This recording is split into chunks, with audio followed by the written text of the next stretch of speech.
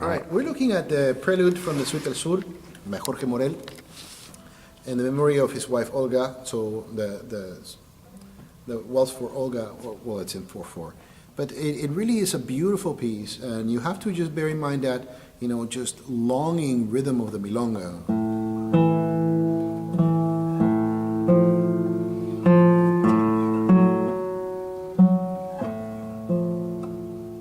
As you drive the piece, right?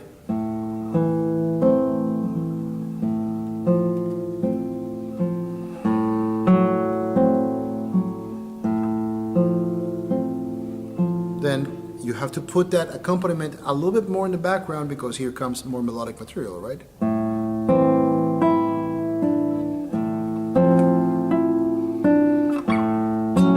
Sorry. Now, there's an E here, es un poco retardando. It's marked to be played with 3, and then you have to jump over and grab that, right? But your hand is in a forward position, right? So the whole disposition of your hand is facing this way. As you do this, wouldn't it be more convenient to play the E open and allow yourself to get yourself in a backwards position? So backwards, not necessarily a negative thing, your hand is pointed more this way, right? Forwards versus backwards. So that open E would give you a chance to very calmly and relaxedly get to that chord, right? So second line.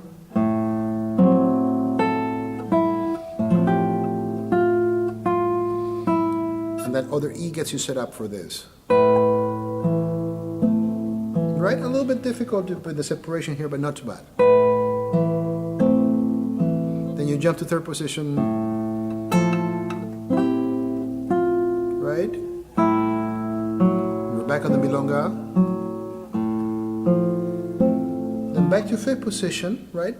Not necessarily a bar. It's marked as a bar, but you don't need to right away land your bar. This is where you need to bar. As you open out your pinky, right? You could use 3 if you want, but his suggestion of using 4 is probably quite a good one.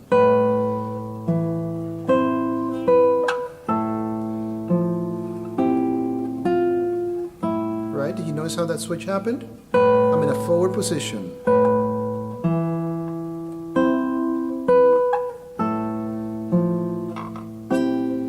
And that's where his fingering comes in more handy, right? 3, 4, 4, 2 and 3 stack.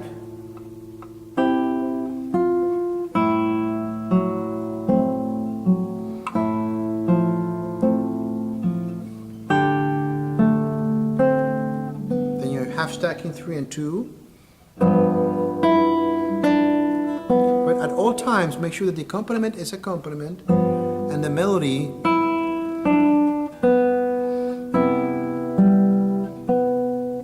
right?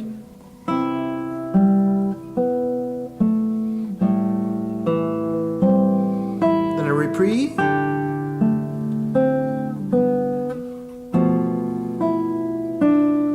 Take your time on this dominant.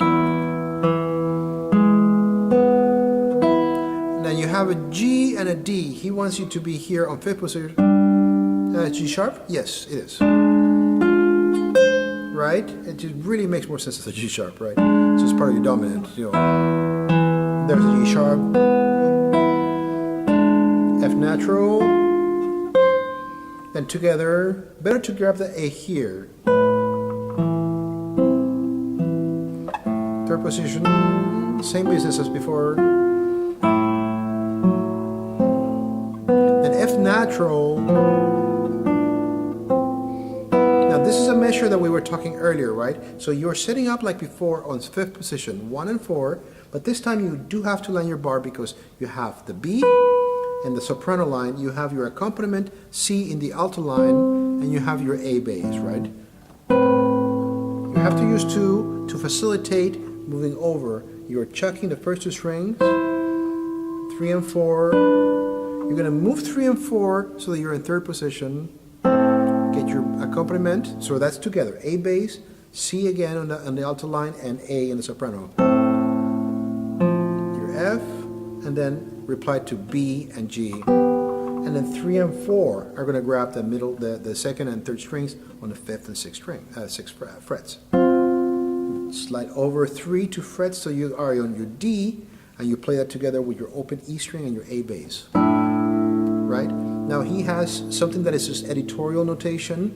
You're going to have to let go of that D to get your C natural. Now in the score it looks like he's holding on to that D. It's quite impossible physically, right? Then it moves to an F natural. So.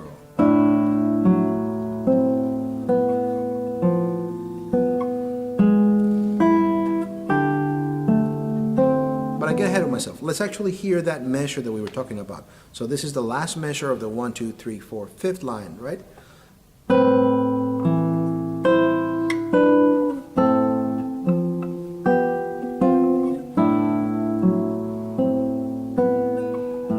Together, right?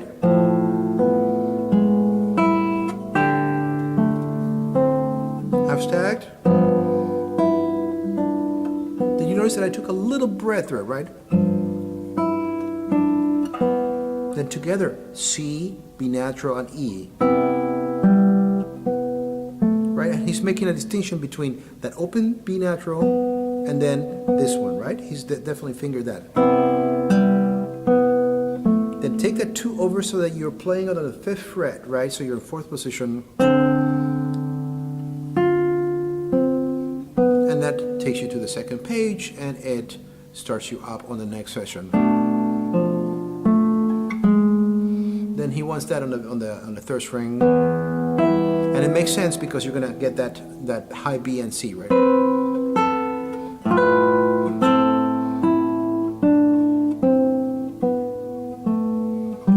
In the 2nd section of the piece, right? And he says 2 and oh, you're in a high C, so he wants it over here.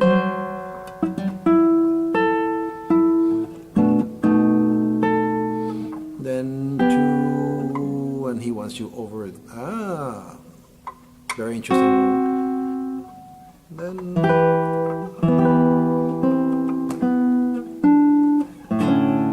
that's G.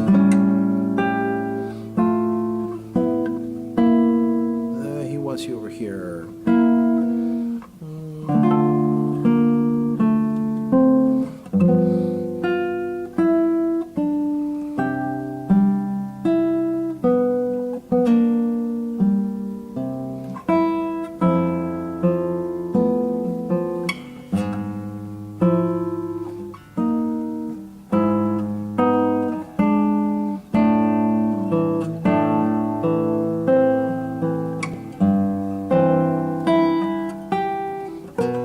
I would grab that G over here.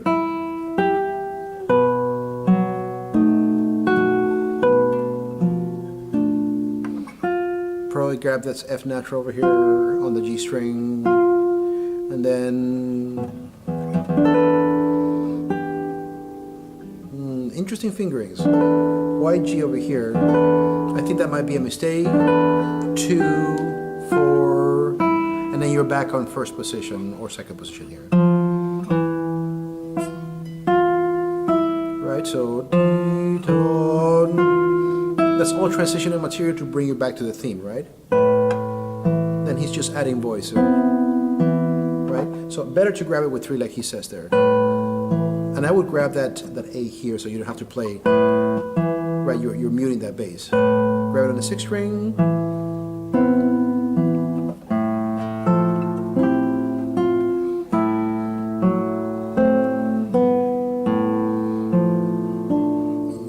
Together.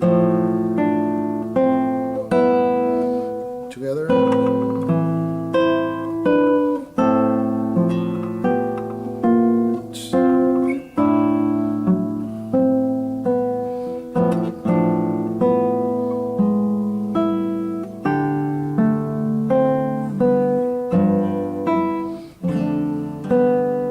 Yes, a G is E.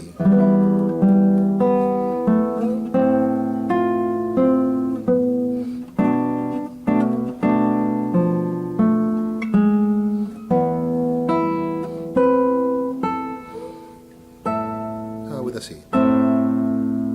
First is a B, sorry, and then an A. Right, So as you're coming up, or better yet, no, that's what he wants.